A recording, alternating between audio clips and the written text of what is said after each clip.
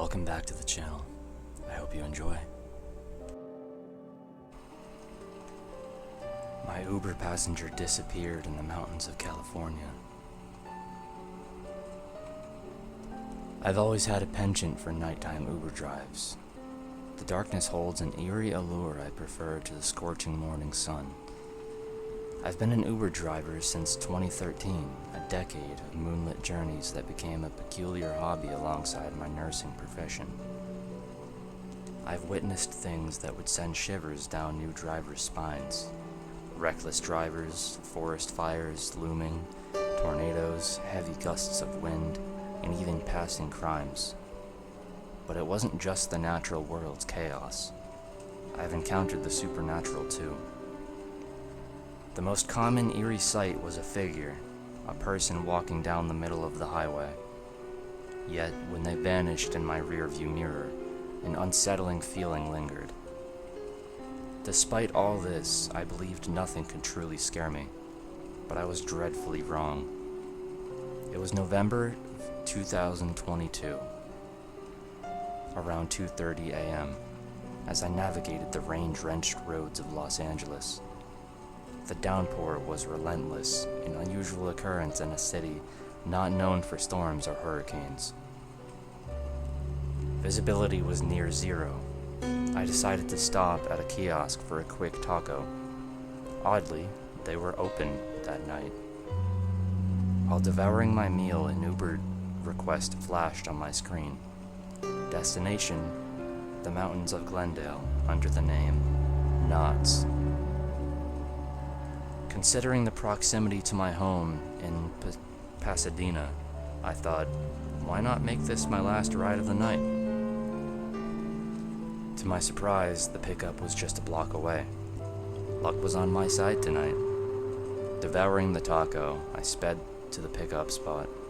There, I saw a tall man dressed entirely in black, an umbrella shielding him from the relentless rain. His attire, a black suit, a black trilby cap, and black leather shoes, hinted at a businessman or a tourist. I greeted him with a simple, "Hey, how are you, Knott's?" "Enjoying my stay here," he replied, his voice a low, eerie whisper. I glanced at him in the rear-view mirror, and it seemed like he was smiling, but the darkness obscured his features. I looked away. "Where are you from?" I inquired. "Somewhere far," he responded cryptically. "Like the Sahara, dry, hot, non-humid. You can imagine." His gaze in the mirror intensified, a piercing stare that unsettled me. I felt a growing unease and decided to turn on the interior lights to break the tension.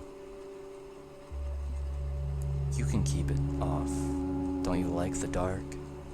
he said, his smile audible in his voice. No, I stammered. "I just thought you might prefer it with the lights on."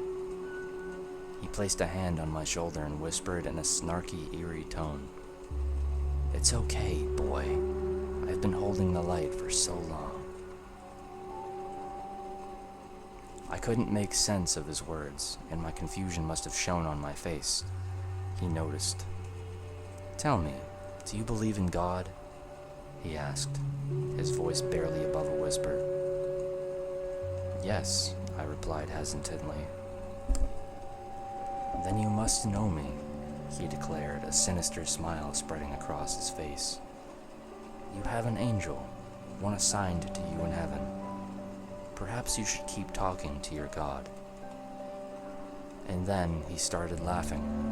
It wasn't a loud, hysterical laugh, but a low, chilling one, like a mad dog lurking in the shadows. My heart pounded, my breathing grew heavy. The atmosphere turned eerie.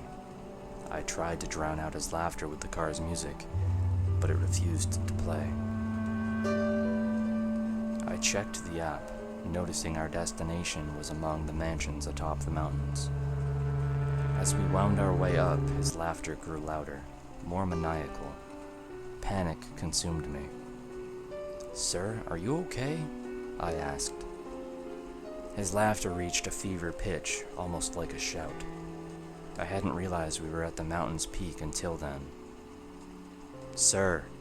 Sir!" I called out. Then the car stopped. Engine, lights, AC, everything died. His laughter ceased simultaneously. We were perched at the mountain's edge near a wooden fence. He opened the door, stepped out, and walked toward the fence with his cane, all the while maintaining a chilling, unbroken gaze on me. The car roared back to life, lights illuminating his face. His skin was pale as death, and his long black hair spilled from beneath his trilby cap. His eyes were locked on me, unyielding, as he removed his cap and held it over his heart. "It was a pleasure meeting you. We shall meet again," he said, then turned, jumped, and vanished over the fence into the pitch-black abyss. Something must have clicked in my head as I see myself going out of the car and approaching the fence. Once I stepped closer, reality hit me like a ton of bricks. I scanned the whole area, up and down. There was no land, just a precipice, a grandeur sight of a cliff. The fence there was to halt cars. My heart raced and I hyperventilated, every hair on my body standing on end. I fled to my car, started the engine, and raced it downhill. The world outside grew warmer as streetlights and people surrounded me. I checked the Uber app. Now, the name was just 3 letters. STN.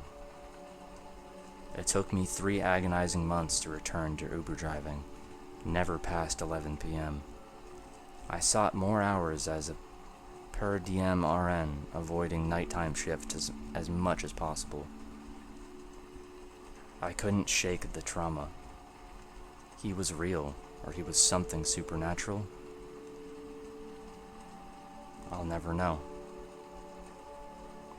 And those haunting last words, "We shall meet again," still sends shivers down my spine. A reminder that he might be lurking just around the corner, waiting for the right moment to return. The end. The Sinful Express. Lately, I've been having the same dream. I find myself on a train, rolling through a rural area I've never seen before. Each night, I return to the same seat, row 4, in a car illuminated by a flickering light. There's a conductor, his face stern and deathly, his presence evoking a strange sense of foreboding. I know this is a dream, but it feels so real that it's hard to shake the unease. As the train rumbles forward, it ferries me through landscapes that transcend logic. Volcanoes that burn with searing intensity, glaciers that emanate an icy chill that seems to seep into my very bones, and forests whose towering trees whisper secrets that send shivers down my spine. My awareness that I can lucidly dream adds an unsettling glare. I can usually awaken at will, yet here I am, unable to do so. Then, an abrupt halt, and the conductor's voice resonates through the carriages, announcing our arrival at Glutton Station. The first row of passengers, expressionless and lifeless, exits the train. I glance outside and see a nightmarish scene. Human forms, contorted and twisted, crawling on all fours, greedily devouring the dirt beneath them in some gruesome compulsion. Besides them, gravestones bear names. A wave of nausea sweeps over me as their teeth gnash at the earth, and I realize that they are digging their own graves in a horrifying display of submission to their fate. The train moves on, abandoning those pitiful souls to their ghoulish feast. In a desperate bid to escape, I resort to pinching myself. A sharp pinch brings me back to my senses, and I awaken in a cold sweat. But the following night, I find myself back on the train, my fear mounting as it stops again, this time at Envy Station. The second row of passengers disembarks, their faces mirroring a spectral yearning. Out of the corner of my eye, I see a horrifying panorama. An endless rope snaking into the sky, beckoning upward the promise of salvation. Desperate figures cling to it, clawing their way upward, only to be yanked back down by the mass of humanity below. As I nervously peek at this sickening cycle, my heart races as I fight to wake myself, desperate to escape this twisted dreamscape, my very soul straining against the iron grip of the dream. But the train journeys onward, arriving at Lucius Station. The third row leaves the train, their expressions somber. Outside, impish creatures pin down newcomers and sew their eyes shut. Beyond them stretches an endless land, where men and women wander aimlessly, their eyes forever sealed. The rows in front of me have dwindled, and the realization hits. I am next. Desperation grips me, its cold fingers squeezing the air from my lungs and replacing it with a sense of impending doom. My pleas intensify, a frantic chorus of mumbled prayers and feverish supplications. God, please help me, I find myself entreating, my voice a blend of panic and desperate hope. Clutching my head in both hands, my fists pound my skull in a desperate attempt to shatter the dream's iron grip, as if physical force could wrench me from the clutches of this nightmarish trance. Yet, the train mercilessly presses on, indifferent to my pleas. Its wheels clatter with a relentless rhythm, echoing the racing beat of my heart. I scour my brain for salvation, the practices I've neglected, the small prayers I've brushed aside with casual disregard, every scrap of knowledge I have about breaking free from dreams. They now seem like lifelines. I grasp at them like a drowning man clings to driftwood. Our Father, who art in heaven, hallowed by thy name, I recite, the words slipping past my lips in a desperate cadence. But despite my fervent efforts, the train shows no signs of relenting. I can sense the encroaching arrival of my own turn. As the train shudders to a halt, I bow my head further and squeeze my eyes shut, still praying.